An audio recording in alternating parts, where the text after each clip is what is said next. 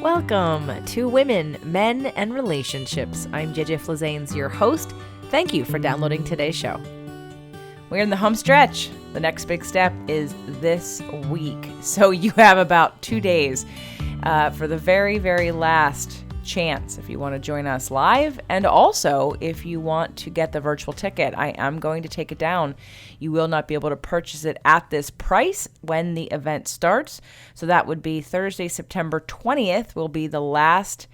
Actually, you can't buy it then. You have to buy it on Wednesday. So the last day to buy the virtual ticket is tomorrow, Wednesday, September 19th. And again, the virtual ticket is not a live stream. You will not be asked or required or expected to sit at a computer from Thursday at 4 o'clock until Sunday at 2 o'clock Pacific time. You will get the videos and the courses and the presentations and the handouts and the worksheets and the audios and the meditations and the exercises all in a home study course after the event is over. And one of the things I offered at this event was also a 3-month accountability program, which I will be putting together and announcing to those who've purchased that once a month we are going to be getting together on a call to have that accountability, to make sure that you have, as well as in a Facebook group, that you have reviewed the videos, or for those who've attended, that you've done the work and that you've taken a step towards that which you want. So today's show is about emotional centeredness and the law of attraction. And while it is applicable to every area of your life, we're going to specifically be focusing on relationships. I did this interview on Rebecca Boatman's series about how to attract the perfect man. And we did it back in June, I believe. And I hadn't even come out, so to speak, of the closet yet with my new relationship. So it's really fun to go back and listen to where I was then. And you guys all know by now what's going on.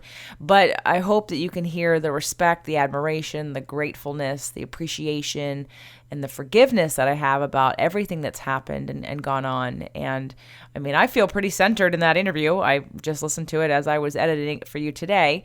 And the advice is good and solid. It's what I've done. It's what works. And I also invite you into the next manifestation challenge. And that is going to be in November of this year. That's the last one of the year.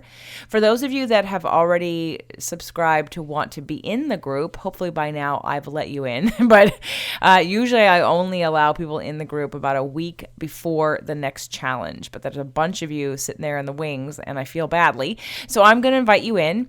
And so look around, watch the videos, do the audio. Well, actually, you don't have access to that yet, but you can go back and watch some of the videos to get caught up to speed for the 30-day challenge. So with that, I'm going to just remind you one last time that if you're on the fence, now would be the time to jump. Get off the fence.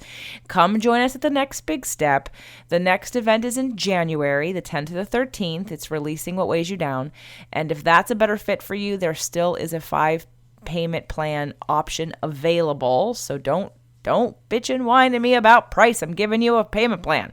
So get your butt there. It's a very small, intimate room where we are really dedicated to your transformation. This is not about money for me. It never has been. This is about taking all of the things that we do on this show, everything we talk about, everything you want, and we make it happen.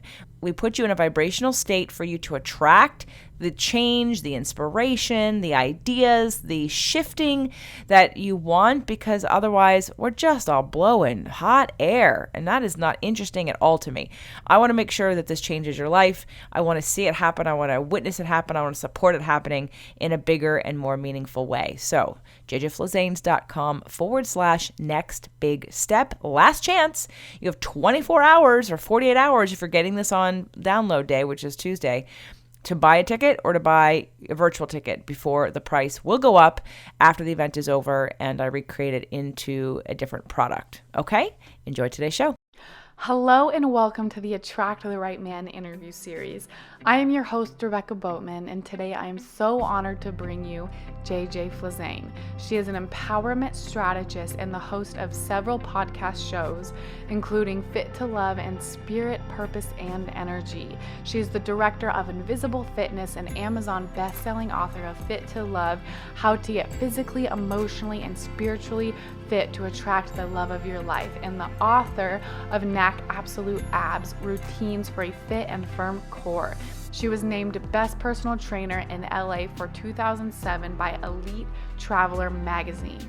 JJ has been featured in many national magazines, including Shape, Fitness, Muscle, and Fitness Hers, Elegant Bride, and Women's Health, as well as appeared on NBC, CBS, Fox 11, The CW, and KTLA. Her newest book, The Invisible Fitness Formula, 5 Secrets to Release Weight and End Body Shame, debuted at #1 on the Amazon bestseller list for Women's Health. Hello, JJ, and welcome. Thanks, Rebecca, for having me. Of course. I'm so excited today to talk about emotional centeredness. Yeah, it's a hot topic that I think more people need to understand, because when they can take their power back and understand they can do it for themselves, you actually attract much higher results and you get what you want a lot faster when you understand that you have the power within you to start that process. Ah, yes. So I would love to know. I want to ask about the process. I want to ask everything. And I think my first question for you and for the listeners, just to get, is what does it mean to be emotionally centered? Well, what comes to me when I think about that phrase would be peace Mhm. and stability Mhm. and joy and freedom. So to me, emotional centeredness means that I have an awareness and I've got a groundedness and I'm in my body Mhm. and my spirit's in my body and I'm calm and peaceful and operating from the inside out, and that my nervous system is calm and it feels like it doesn't have any resistance. It feels easy. It feels centered. Yeah, I feel like now I shouldn't be drinking coffee. So I'm thinking the only time I'm not feeling that way is when I've had too much coffee. So anything outside of that, say if we're anxious, if we're stressed, if we're worried, if we're resistant, that would mean we're off center, correct? Well, it means you're susceptible to be taken down a path you may not choose to go down, and you have like a lack of strength in that area. So let's say if I'm emotionally centered, things can go on around me that don't trigger me, and I can stay centered. I can stay sort of following my own intuition, following my own impulses. But when you're off center, when you're not in alignment with who you are, and when you're not focused in a way that utilizes and harnesses your own energy, then it's a lot easier to be triggered by somebody else. And then all of a sudden you're going down the rabbit hole of another emotion or a reaction to somebody else that takes you very far away from where you want to be emotionally. Mm, wow, wow. So why do you feel like emotional centeredness is important in order to have a healthy relationship? Well, emotional centeredness is empowerment. Emotional centeredness means you take responsibility for your own emotions. And I think one of the biggest unfortunate, very prevalent ideas about relationships is that you think that it's someone else's job to make you happy. And it's someone Oh, else's job to provide you happiness. So most people who are looking for relationships, whether it be if you're in a love relationship or even just any relationship, friendships even, you're looking for someone a lot of the time who quote unquote makes you feel good.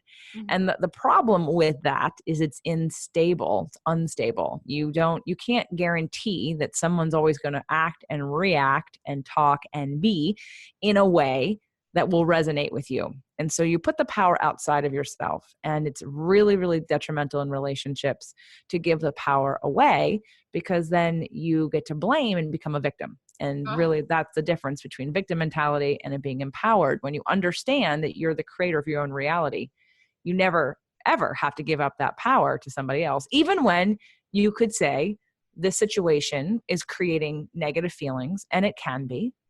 It doesn't mean, though, you have to let it rule you or change you so dramatically. If you're emotionally centered and in a situation that is bringing you frustration or isn't getting you what you want, if you're focused on what you're not getting, you will stay in a state of being frustrated. If you can change your frequency to say what is working, whether it be within that relationship, and that would actually be best if you focused within that frustrating relationship as to what is working and mhm. start to highlight and amplify all the things that really are working, then you will find you start to attract better response and you can shift out of that. Mm. I don't know why this is reminding me of where A Course in Miracles says, a miracle is just it's like a shift in perception away. It's something like that. I think I'm butchering it, but everything you're sharing with me is, are you familiar with Course in Miracles? Yes. You know what quote I'm talking about? No, because that book, when I bought it, overwhelmed me and felt as I started to dive through it, there are definitely quotes and phrases that I've heard from Wayne Dyer and from Marianne Williamson that I definitely resonate with. But there's a lower vibration to the Course in Miracles than I expected when I actually dove into it. I was so excited to get into that book, and I'm sure I could pick out a whole bunch of things that would work for me. But at first I was like, this feels old. Like, it feels like it's not up to date and up to speed, quite like, to be more accurate. It's not really up to speed with where I am or with what, but I'm sure I can extract a whole bunch of stuff that would be. It's just, I didn't feel like I wanted to go through the work of, it's like a Bible. It's like a Bible. It's just gigantic, and there's so much of it. There's so much of it. I'm like looking for the quote right now. I totally get it. It is huge. I've like listened to people talk about it. But back to what you were saying, one thing that you said was, if you don't, if you're disempowered, then you're in victim and you're blaming. And I think it's super important for anyone listening, because we all know people like that, and maybe some of the people listening are those people. And it is no, and I've been there too, and it's no fun to be in that space of constantly giving your power or your happiness or your life away to someone else, like making someone else dependent upon making you happy. And I would love, I guess where I'm kind of going with this, JJ, is looking for words of encouragement to those who may feel in that space. They may feel like they need to meet a man in order to then feel XYZ. And I understand that's not the case. So do you have any words of encouragement to really support people and to empowering them to become emotionally centered? You attract where you are. So you can only attract the quality of a relationship based on the quality of a relationship you have with yourself in this given moment. So with that said, if you feel a lack in your life and you feel like you're trying to fill a hole, you will find someone to fill the hole. But it may not be the quality of a relationship that you want, because it's coming from a place of lack and fear. When you can get into the place where you don't need anything. See, the other issue with relationships, again, because we believe it's someone else's job to make us happy, and because if I'm not happy, that gives me a right to ask for someone to change so that I am happy. And even if we just think about that logically, forget being in the situation and people being triggered and then thinking, well, it must be you because I didn't feel this way before, and now I feel this way. Right. But what someone triggers you, it's because they can only trigger you if it's already in you. Yeah. So if you've aligned with, if they've said, someone has said something to you, let's say, for instance, they have said, like something about your looks or your self-worth in some way, and you take that and it really bothers you, it's because somewhere you agree with that, or at some level you agree with that. You can't get triggered when someone says something you aren't in alignment with. Yeah. I right through you like air. Right. You're like, yeah, okay. You're like, okay, you're obviously upset about something. It doesn't bother you. Yeah. So triggers and those unhealed wounds that live in us get triggered by other people, and it's an opportunity for you to heal your wounds. But until you do, you're going to line up against people who trigger you until you learn them. Yeah. So when it comes to manifesting a relationship or even love out of a relationship, I mean, I've done it now twice, quite perfectly, honestly. Because it aligns with where I am, what I want, where I'm going. And this whole time I'm happy, pretty much. Like, I've asked people who have known me through different stages of my relationships and even in transition of one to another, and asked, well, people who I had no idea that you were going through this. And I said, do you think I'm a happy person? Oh my God, you're so positive. You're so happy. Because I've never given the power over to anybody else to say, because I'm not getting this out of our relationship, or you're upset and you want to leave this relationship. I've never used that as a reason for me to focus on something that would then make me feel I don't know, responsible or feel, I mean, I'm proactive. I do what I can to fix things. But at the same time, everyone's responsible for their own thoughts and feelings and their own baggage that they come into any relationship with. So Mm-hmm. back to the original question of when I manifested my husband back in, well, a long time ago at this point, like 10, 12 years ago, I went back into my mind and thought how that happened. It made me write a book. I wrote Fit to Love, how to get physically, emotionally, and spiritually fit to attract the love of your life. Mm-hmm. And that book then became my podcast, which then has split into 6 other podcasts. And that premise was that you can, based on my journey of manifesting him at that time, I was happier than I'd ever been at that time. I didn't need him. I didn't need a relationship. In fact, all my needs were being met on every level except maybe sex, but I have some toys, so that wasn't an issue. But in terms of I had male companionship, I was going dancing, I was exercising, I was eating well, I was traveling, I was going to the movies, I was cooking dinner with friends. I had a very full, rich life, and I didn't need anybody. And so that's when it happened. They say it happens when you're not expecting it, when you least expect it, but I was also in a really good state. Yeah. And so fast forward now that relationship is transitioning. And while there were bumps in the road towards, or as we're coming to that transition, I did the only thing I could do, which was to use the law of attraction, use vibration and frequency, use my power of focus to focus on what I wanted, because basically you're the creator of your own reality, and wherever you are in your frequency, you're going to get what it is you want. If you believe you can have it and you live at that frequency, you will get what you want. Now, you may get it in a different way. You may not get it the way you think you want it, but if you're in alignment with what you want, you will get it. So I had practiced for months and months what I wanted, and focused on, rather than focus on all the bad things or focus on what I wasn't getting, I would make lists. I would do visualizations. I would do exercises where I was literally creating the perfect relationship situation in my mind. And the minute I was able to surrender and release my current relationship and say, it's okay. Like, obviously, if you want to go, then at this point, I'm not going to hold you to it. And maybe this is best. The second I surrendered, the universe provided me the exact thing I was asking for. Now, I thought it was going to come from my current partner. I thought for sure that's how I was going to get it. And so it was a shock when, like, not even a day later, I was like being faced with the universe literally shoving another person in my face saying, no, this is what you've been asking for.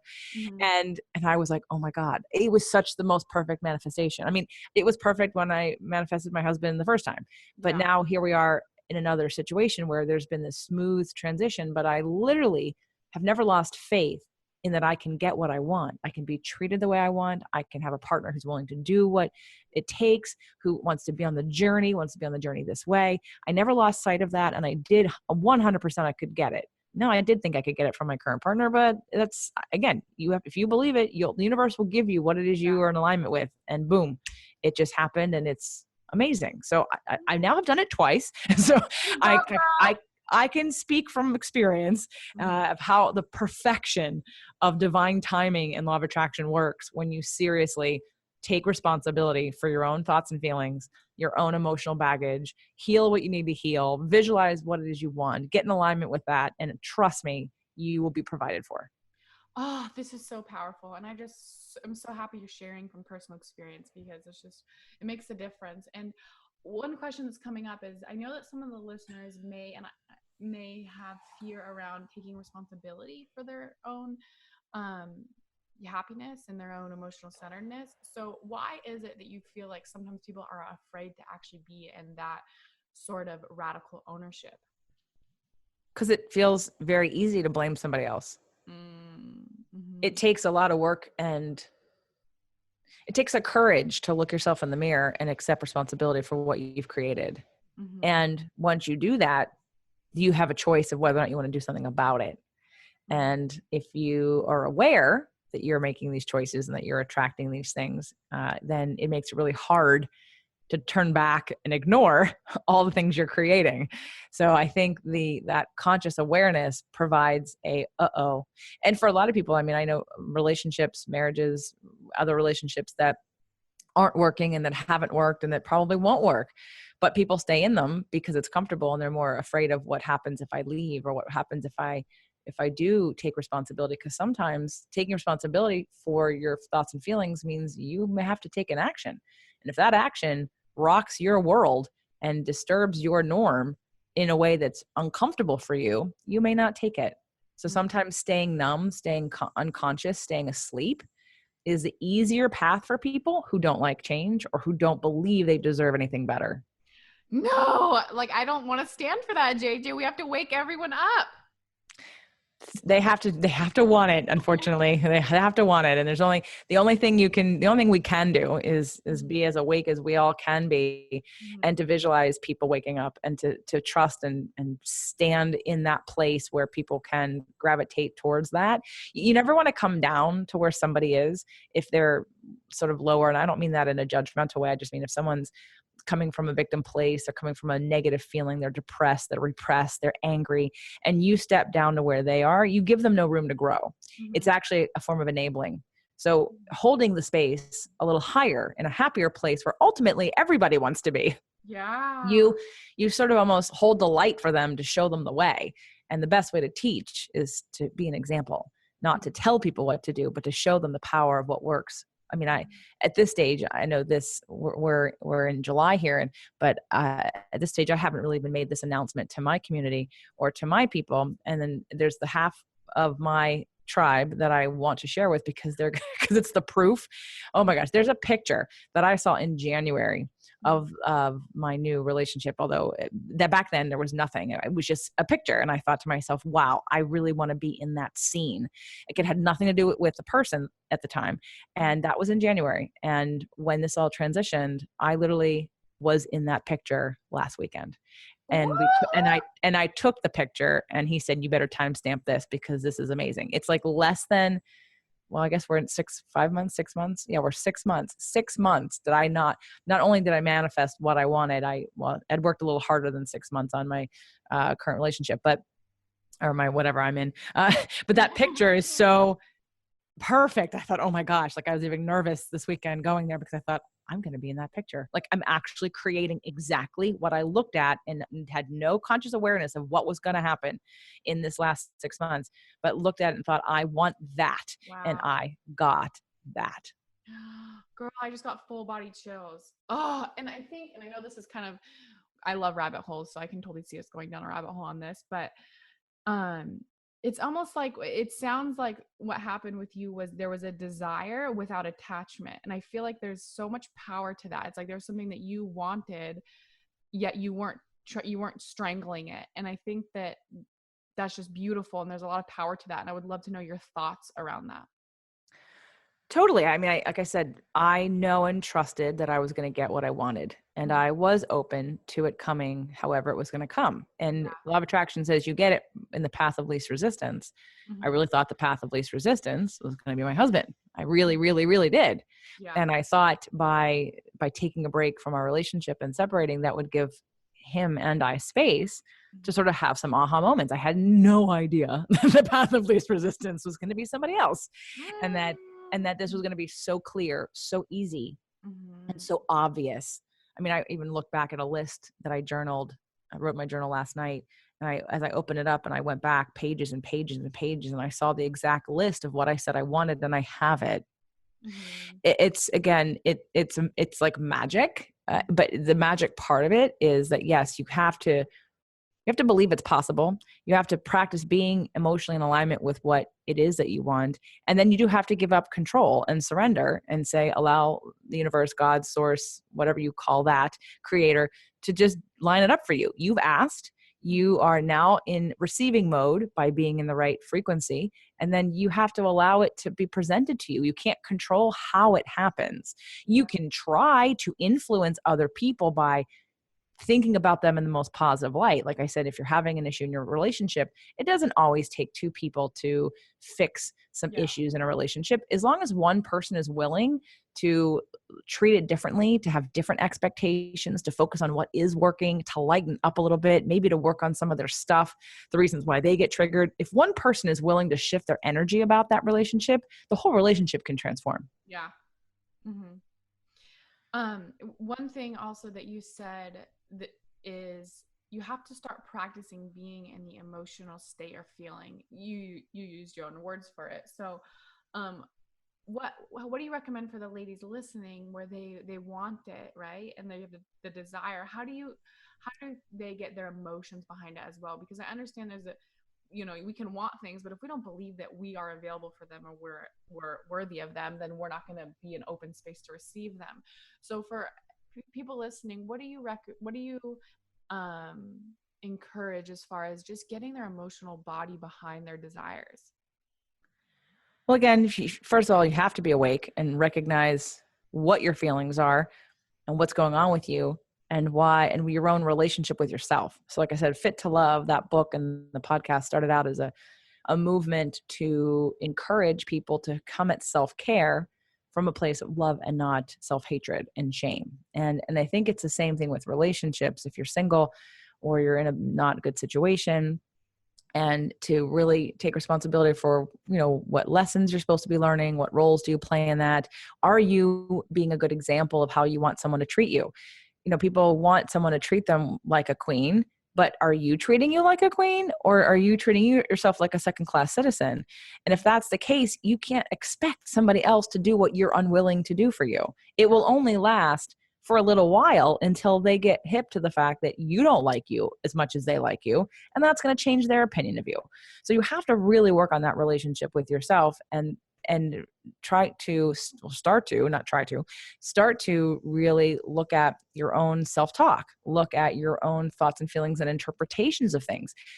Take responsibility for your emotions and getting your own needs met. There's the work of Dr. Rosenberg, Marshall Rosenberg, called Nonviolent Communication. And while the book is awesome and the movement is awesome, I teach it at my workshops and I talk about it on the podcast, and I've got a show on it.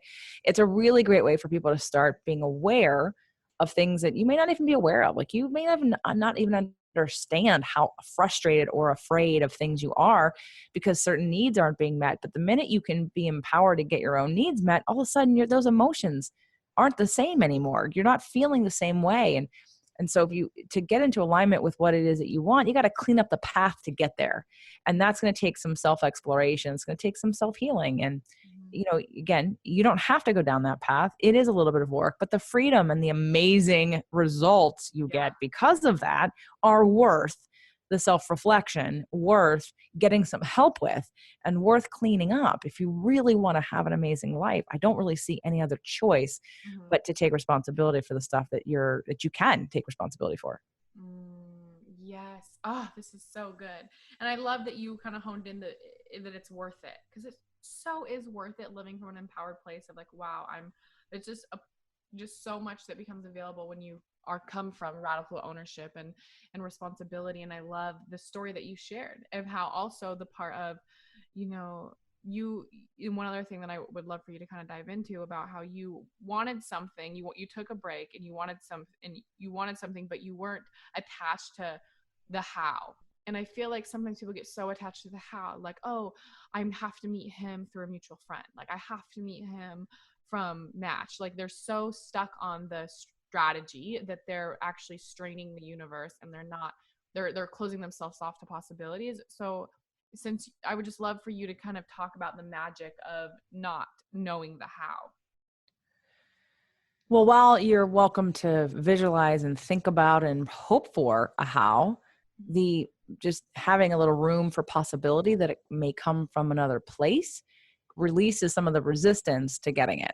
When you put yourself in a place where you think you can only get it in one way, and that's for everything in life, from business to friendships to your love relationship to whatever. When you think you know the way, you create resistance, and that resistance deflects and prevents you from getting what you want, because it may not come in the way you think you're supposed to have it. So you're just delaying the process because you're not going to get it that way. And if you do eventually get something in the way that you think you should, who knows if it's the right and best thing for you? It may just be it may be in alignment with where you are, which is you have a lot of resistance. So for me, I've just experienced this huge shift from being with somebody who's got huge resistance to being someone who has no resistance. And it's like night and day. And I don't have resistance. I mean, I had some, of course, like we all do to certain things, but I worked on releasing and surrendering and being in receiving mode and knowing and trusting and believing 100% without a shadow of a doubt that I would get what I wanted, provided that I was in receiving mode. So you have to let go of those ideas that you have because they're really limited, and start asking questions, start reading books, start seeing people's testimonials about how they did whatever it is that you want to do, because then it opens you up to other possibilities. Like, oh, like I read Entrepreneur Magazine. Well, not anymore, but I used to. And I sometimes would read it because I just wanted to see how someone created a company that out of nothing, and this idea, and it's like, wow, like I would never have thought of that. And I can't believe that was possible. And that's why testimonials of anything inspire people, because it gives you a new perspective and broadens your possibility of, okay, maybe it can happen this way. So I definitely think having your reins so tight on a how will prevent you from getting what you want. Yeah. Oh, you explain that beautifully. And I always say, I'm like, you never know. Like he could be in the grocery store. Like you really just don't know. So I love that you honed that in. And I can't believe, JJ, how time is flying right now. You have so much good stuff to share. Is there anything on your heart that you feel just called right now to share with these women? I don't have a specific question, but I'm just thinking if there's anything else that you really want to drive home to them, then I would be happy for you to share it, and also your free gift so they know how they can follow you and be in your world and learn from you. Continue. Sure.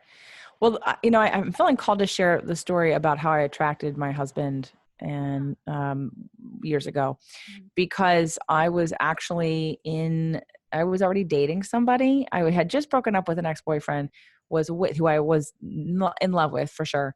But I knew that was never going to really work. So I was sad, but it was part of the process. And I was dating somebody who I was having a good time with, but also knew that wasn't really going to be forever. So I was definitely distracted. I had plenty of other things going on. And I met him at a football Super Bowl party, and I wasn't looking. And it was sort of an emotional hit that I had that of a little bit of interest. And I thought, he had some red flags, and some of those red flags have definitely taken their toll. But in the beginning, I ignored them, which, it's the path I had to go down. Without the relationship that I've had, I wouldn't be who I am. I wouldn't be able to speak about all this the way that I can. I wouldn't have attracted my life and gone on the journey that I have. And I don't regret a single day of it. It really made me who I am. And it was part of the contract. But we had this energy. And I reached out to the friends who threw the party after the party, and I asked if he had asked about me, and they said no. But yet there was this I listened to my intuition, and my intuition said, there's something there, follow it. So I said, okay, I need you to have another party. I need to be in another environment where I'm going to see him again and see if there's anything there. And so that party, because it had no football game on, was like fireworks happening. And it was really awesome. Now, fireworks happening, we both are dating other people. We know we like each other, but we're dating other people. And at this point, I had grown in my adulthood and femininity to understand that I wanted a man. I wanted someone who was going to step up, take action, and decide when he wanted to be with me. And because I'm a very strong person, so I could have very easily said, hey, do you want to go out, or do you want to go do something? And he would have said yes. But that's not what I wanted. I wanted, we're both dating other people. So basically, after that second meeting, it took 8 months for him to reach out to me and ask me out. Then there was a couple emails in between and maybe a phone call or two, but 8 months. Now, I wasn't attached. Here's another situation where I was vision boarding, like The Secret was out at the time. I was doing vision boards, I was doing journaling and visualizations. And while his essence was in my mind when I did my vision board and when I was doing my visualization, I kind of erased his face, because I thought, all right, I'm not attached to that's him, because I don't know if it's supposed to be him. I'm attached to the idea of what he represents. I like the hope that I feel about someone like him. And most women hear me say that it took him 8 months to sort of get together with me. And that first date was our last date. And that first date, even before our second date, we were talking about getting married. So it was super, super quick. But, most women think, oh my God, like you had a conversation and he didn't call you back. Like, guys, there's timing. And when I would tell single women the story, they just really love to hear, they feel hope that it took 8 months, because I decided that I wanted someone who was going to step up and come get me and would say they were ready. Yes, he was interested, but if he wasn't asking me out, there was a reason. So I had enough like confidence and courage to say, then you're not the right person, because I'm super clear. I need someone who knows I'm the right person, a 100%, wants me 100%, is going to take the effort and energy to do that. So it's not always what it looks like. And for women that are dating, trust the process. And again, always come home to that emotional centeredness, come back to who you are and what you have to give. Don't wait to live your life. Don't wait to do fun things or travel or have a companion or go out to dinners or buy yourself flowers. Do whatever you need for you. Love yourself like you want a partner to love you, and allow that partner to find you. And Oh, so yeah. No, I'm agreeing with you. Yep. Yeah, no, this is amazing. I think it's so important. I love that you're sharing this. You're on a roll. Yeah. Well, allow your partner to find you, or to attract the situation where you're going to find each other. Because while it happened to me once that time, it also happened to me again, not too long ago. And it was the same situation of the minute I released control of my situation and said, okay, be free. Let's part ways. And I did everything I possibly could. I feel 100% about that. I've forgiven myself for anything I might have done. I don't feel like anything's been a mistake. I feel like we're right on time, and still had hope that it would turn around. But after I released and surrendered, I got exactly what I wanted in someone else. But it's the perfect right thing. And I'm super happy. I was happy before. I'm just happier now because now I have exactly what I wanted. Mm-hmm, mm-hmm. I love that. How it was so unexpected, and just it gives the girl so much hope. It really does. And how it happened, and you weren't attached, you weren't straining it. And I love that you shared. Some people would say, "Whoa, it took 8 months." Yet I was just like, "Yeah, there's timing. There's those things." And I love how you mentioned the word surrendering multiple times, and it's just it's so encouraging. And it takes so much courage. It takes so much courage to surrender. It really does. So thank you so much, JJ, for being the example. And I would love for you to just explain what your free gift is, so that way they know what they get from you and to be in your world. Absolutely. I have multiple podcasts, but one in particular called Spirit, Purpose, and Energy. And what came out of gathering a tribe who listens to Spirit, Purpose, and Energy is the need to help facilitate some accountability for using some of these law of attraction practices, the ones that I've been doing and that I promote and that work for me, and even ones that don't work for me but work for other people. So I created a 30-day free manifestation challenge, and it doesn't happen every month, and it's free. You come into the group, and there are instructions and some audios that you get to use while we're on the challenge. So things like the chakra clearing and an 8-minute visualization. There's a podcast on how to build a vision board and why your vision board's not working for you. And there's other emotional inherited DNA clearings. There's some healings. There's some affirmations. So there's a whole bunch of stuff that you get to use while you're on the program that's all free. And then you get the accountability every day of the group and of the tribe holding you accountable to doing the practices. And it is limited, meaning I only let you in if you go through the steps. So you have to want to do it, and you have to want to be a part of it. And I definitely would love anyone who is interested in manifesting more love, money, or happiness, or health to come on over and check it out. Oh, I love that level of accountability. It makes such a difference when you have, you make public declarations, and the fact that it's all about, really manifesting or, attracting in what you desire. So everyone listening, make sure that you click the link on this page, and that you receive your free gift while you can. And that way you're also in JJ's world. She has so much to share. Thank you so much, JJ, for everything. This was beautiful. Thank you for asking me, Rebecca. It's my pleasure, and I hope to inspire people to understand they really can get exactly what they want. Yes, exactly what they want. They can attract the right man. Thank you. Thank you for listening to today's episode. And I just want to remind you, we have very limited spots left for the next big step. Come on over to jjflizanes.com/next big step to get your live ticket or your virtual ticket if you can't make it to LA, so you can get all the same information in the comfort of your own home. jjflizanes.com/next big step.